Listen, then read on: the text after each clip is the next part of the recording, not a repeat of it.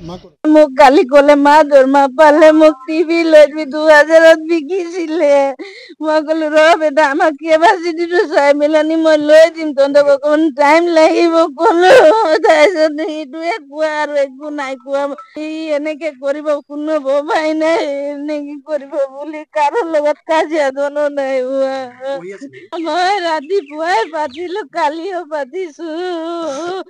সিহঁতি মামাকৰ ঘৰলৈ গৈছিলে পূজা খাবলে মই ডিউটিত আছিলো কেজিত মই তাৰপিছত 1টা বজাত আহিম কলো সিহঁতি মা কলে আৰু খেলি আছিলে কেনেকে কি কৰি ললে গম নাপাও কোনো নাই ঘৰত কেম্পতে কোনো নাই নাথাকে মালিকনী ফোন কৰিছে তেতিয়া গম পাইছো যে মোৰ ল'ৰা নাই বোলো 11 বছৰ হৈছে আমাৰ সাংবাদিক জীৱনৰ প্ৰায় 22 বছৰ হ'ল বহু বাতৰি আমি সম্প্ৰচাৰিত কৰিছোঁ কিন্তু মোৰ জীৱনত এইটোৱে প্ৰথম বাতৰি যি 11 বছৰীয়া পখিলা খেদাৰ বয়সত জীৱন কি বুজি নোপোৱাৰ বয়সত এজন শিশুৱে এজন চৰম সিদ্ধান্ত ল'ব পাৰে এয়া মোৰ জীৱনৰ প্ৰথম বাতৰি আৰু শিহৰণকাৰী ঘটনা যিহেতু আমি প্ৰত্যেকে এজন অভিভাৱক আমি ভাবিব নোৱাৰোঁ যে 11 বছৰীয়া এটা শিশুৱে যি সময়ত পখিলা খেদি ফুৰাৰ বয়স আছিলে যি সময়ত তেওঁলোকে খেলি ধূলি কটাইছিলে বালিত লৈ তেওঁলোকে ধেমালি কৰিছিলে পথাৰে পথাৰে ঘূৰি ফুৰিছিলে সেই সময়ত আজি 11 বছৰীয়া এটা শিশুৱে জীৱন কি বুজি নোপোৱাৰ বয়সত আজি তেওঁ চৰম সিদ্ধান্ত ল'লে এই ঘটনাই আমাক উদ্বিগ্ন কৰিছে আমাক গোটেই সমাজক উদ্বিগ্ন কৰিছে সমগ্ৰ যোৰহাটত আজি এই বিষয়লৈ চৰ্চা আৰু অসমত যোনে যে দেখিছে এই বিষয়লৈ চৰ্চা যিহেতু পেৰেণ্টছসকলে আজি উদ্বিগ্ন হৈছে নিজৰ সন্তানক লৈ নিজৰ সন্তানৰ ভৱিষ্যতক লৈ যিহেতু কোনেও গেৰাণ্টি দিব নোৱাৰা এটা পৰিৱেশ হৈছে যে সন্তানৰ কি হ'ব মোৰ লগত আছে কেইবাজনো সচেতন যুৱক তেওঁলোক পেৰেণ্টছো আছে তেওঁলোকৰ কণমানি শিশুও আছে মই শিক্ষাৰ লগত জড়িতও আছে মই প্ৰথমতে ঋতুল পাঠক আছে মই তেওঁলোকক জানিম আপুনি দীৰ্ঘদিন ধৰি বিভিন্ন সমাজৰ অনুষ্ঠানৰ লগত জড়িত লগতে আপুনি এজন পেৰেণ্টছো প্ৰথম শিশু আছে আপোনাৰ এই ঘটনাটো আপুনি শুনিছে দেখিছে কি ক'ব প্ৰথম প্ৰতিক্ৰিয়া কি আমি ক'লৈ গৈ আছোঁ একচুৱেলি প্ৰদীপ দা প্ৰথম কথা হ'ল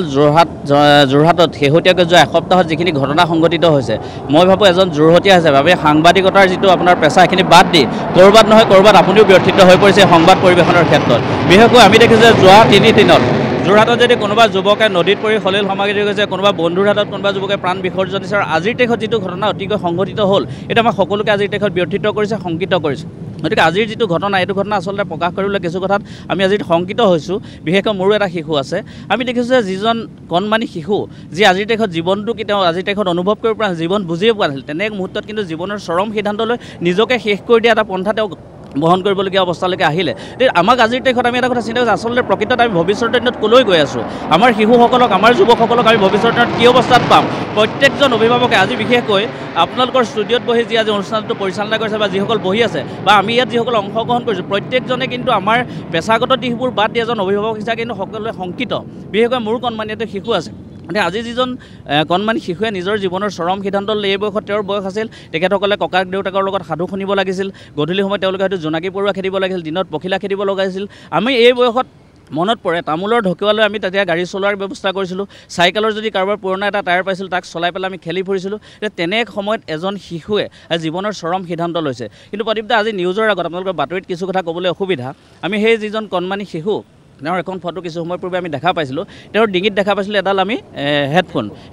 এতিয়া এজন 11 বছৰীয়া শিশু কণমানি শিশু যাৰ ডিঙিত এটি আমি হেডফোন দেখা পাইছোঁ এতিয়া বিভিন্নজনে কৈছে যে ঘৰৰ এটা টেলিভিশ্যন বিক্ৰী কৰি দিয়াৰ কাৰণে মাকে বিক্ৰী কৰি দিয়াৰ কাৰণে তেওঁ এটা কঠোৰ সিদ্ধান্ত এনেধৰণৰ গ্ৰহণ কৰিলে কিন্তু মই ভাবোঁ কেৱল মাত্ৰ এটা টেলিভিশ্যনেই বা টিভিয়ে কাৰক নহয় সেই শিশুটোৰ ডিঙিত যেতিয়া আমি দেখিছোঁ এডাল হেডফোন আছে নিশ্চিতভাৱে তেওঁ মোবাইলৰ আসক্তি আছিল মোবাইল ব্যৱহাৰ কৰিছিল আৰু বিগত দিনত আমি বিভিন্ন স্থানত দেখিছোঁ যে এনেধৰণৰ মোবাইলৰ আসক্তি থকা বিভিন্ন যুৱক হওক বা কিশোৰে হওক বিভিন্ন সময়ত এনে পন্থা গ্ৰহণ কৰি আহিছে এতিয়া আমাৰ অভিভাৱক সমাজ কিন্তু এই ক্ষেত্ৰত দায়বদ্ধ সমাজ এৰি বন্ধুবৰ্গ এৰি পেলাই মোবাইলত আসক্তি গেমত আসক্তিৰ মূল কাৰণ হ'ব এতিয়া এই ক্ষেত্ৰত মই এটা কথা অনুভৱ কৰোঁ এই কথাটো কেৱল মাত্ৰ ষ্টুডিঅ'ত আলোচনা কৰা বা আমি এনেধৰণৰ বক্তব্য প্ৰদান কৰাতে সীমাবদ্ধ নাথাকি মই অনুভৱ কৰোঁ যিহেতু শিশুসকলৰ মনস্তাত্ত্বিক দিশটোৰ ওপৰত সামাজিক সমস্যা আছে এইটো সামাজিক সমস্যা নিশ্চিতভাৱে ইয়াৰ ওপৰত কিন্তু গৱেষণাৰ প্ৰয়োজন আহিছে বুলি আমি অনুভৱ কৰোঁ গতিকে মই ভাবোঁ এই ক্ষেত্ৰত বহুল এটা চিন্তা চৰ্চা হ'ব লাগে কিয়নো 11 বছৰীয়া এটা শিশু আৰু মানে গেৰাণ্টি নাই নিজৰ সন্তান কাৰণতে কোনো ব্যক্তি আজি নিজৰ সন্তানটোৰ ভৱিষ্যতক লৈ নিশ্চিত হ'ব নোৱাৰে আজি মোৰ এটা 5 বছৰীয়া শিশু আছে ময়ো নিশ্চিত নহয় অনাগত দিনত কেনেকুৱা ভূমিকা আহিব পাৰে আপুনি কৈছিলে যে আপোনাৰ সন্তানটোৱে মোবাইল গেম খেলিব লৈছিলে 5 বছৰতে আপুনি যাৰ কাৰণে ভয় খুৱাবলগীয়া হয় মই মুকলিকে কৈছোঁ যে মোৰ এটা 5 বছৰীয়া সন্তান আছে তেওঁ পূৰ্বতে যিহেতু আমি যৌথ পৰিয়ালটোত থাকোঁ মোৰ ককাক দেউতাক মানে মোৰ মা দেউতাৰ লগত আমি সকলোখিনি একেলগে থাকোঁ কাৰণে যথেষ্ট সুবিধা পায় কথা বাৰ্তা খেলা ধূলাৰ সুবিধা পায় কিন্তু তাৰ পাছতে তেওঁ বিভিন্ন সময়ত মোবাইলটো চাবলৈ বিচাৰে মাকৰ মোবাইলটো লয় বিশেষকৈ খোৱা বোৱাৰ সময়ত কিন্তু মই এটা কথা পূৰ্বৰ পৰা অনুমান কৰোঁ যে যিসকল পৰিয়ালত যিসকল শিশুক হাতত আমি মোবাইল তুলি দিওঁ বিভিন্ন সময়ত দেখোঁ তেওঁলোকৰ কথা বতৰা যিখিনি মাত ফুটিবলৈ সেইখিনি বহুত পলম হয় মান নুফুটে বিভিন্ন সময়ত স্পীচ থেৰাপি দিয়া মই বিভিন্নজনক দেখিছোঁ আজিও মই দেখিছোঁ 13-14 বছৰীয়া বহুত শিশু যিসকলৰ মাত ফুটা নাই কিন্তু একমাত্ৰ কাৰণ তেওঁলোকে সৰুৰে পৰা মোবাইল হাতত তুলি দিছে অভিভাৱকসকলে মই মোৰ শিশুটোৱে যেতিয়া মোবাইল চাবলৈ তেওঁ বিচাৰে মই এটা কথা অনুভৱ কৰিলোঁ যিহেতু ভৱিষ্যতৰ কাৰণে যথেষ্ট ক্ষতিকাৰক হ'ব পাৰে এতিয়া মোৰ যিসকল পৰিচিত আৰক্ষী লোক আছে তেখেতসকলৰ লগত কথা পাতি মই শিশুটোক থানা পৰ্যন্ত লৈ যাওঁ আৰক্ষীৰ সৈতে তেওঁক এবাৰ কথা কৈ পেলাই ভয় খুৱাওঁ তাৰপাছত তেওঁক মোবাইল এৰুৱাইছোঁ আজিও চাই কম পৰিমাণে চাই কিন্তু মোক কয় দেউতা গান এটা শুনিছোঁ দেই গতিকে আগতকৈ কিছু কমিছে ভয়ংকৰ এজন সচেতন যুৱকে তেওঁ 5 বছৰীয়া শিশুটো মোবাইল আসক্তি হোৱাত আৰক্ষী পৰিচিত আৰক্ষী হতুৱাই ভয় খুৱাবলগীয়া হৈছে কাউন্সেলিং একবাৰ কৰিবলগীয়া হৈছে আপুনি এজন স্বাৱলম্বী যুৱক নিজে স্বাৱলম্বী বহু উচ্চ শিক্ষিত যুৱক আপুনি শিক্ষাৰ লগতো জড়িত আপুনি নিজে কিন্তু স্বাৱলম্বী হৈ পেলাই পদপথৰ কাষত দোকান দিয়ে আপুনি কিন্তু গণিত কেন্দ্ৰ নামৰ এটা গণিতৰ আপুনি গণিতৰ শিক্ষক কওকচোন আপুনি এই 11 বছৰীয়া শিশুৰ চৰম সিদ্ধান্ত আপুনি পোৱা ল'ৰা ছোৱালীবিলাকৰ মনস্তত্ব কি দেখিছে কি হ'ব প্ৰথমতে যে এই ঘটনাটো যিটো হ'ল প্ৰথমতে মই চক খাইছোঁ যে 11 বছৰীয়া এটা শিশুৱে চৰম সিদ্ধান্ত ল'বলৈ মানে এনেকুৱা চিন্তা কেনেকৈ আহিলে যিটো সময়ত ল'ৰা ছোৱালীয়ে নাজানে অকল ঠেনঠেনাই থাকে সৰু কিবা এটা জীৱনে বুজি নাপায় সৰু খেলা বস্তু এটা নাপালেই চিঞৰ-বাখৰ কৰে কান্দে সেই শিশুটোৱে চৰম সিদ্ধান্ত ল'ব লাগে বুলি কেনেকৈ মনলৈ আহিলে সেইটো এটা ডাঙৰ প্ৰশ্ন আৰু মই বহুত বছৰৰ পৰা শিক্ষাৰ লগত জড়িত শিক্ষাদান কৰি আহিছোঁ আৰু সময়ৰ লগে লগে কিন্তু দেখিছোঁ যে ছাত্ৰ ছাত্ৰীসকলৰ মনোভাৱবোৰ সলনি হৈছে বহুত চেঞ্জ হৈছে কাৰণ মই প্ৰায় 15 বছৰ হ'ল আজি 15 বছৰ আগৰ ছাত্ৰ ছাত্ৰী আৰু আজিৰ ছাত্ৰ ছাত্ৰী কি পাইছে মানসিকভাৱে আগতে আমাৰ জেনেৰেশ্যনটো বেলেগ আছিলে আমি জেনেৰেশ্যনটো আমাৰ কেনেকুৱা আছিলে যে আমি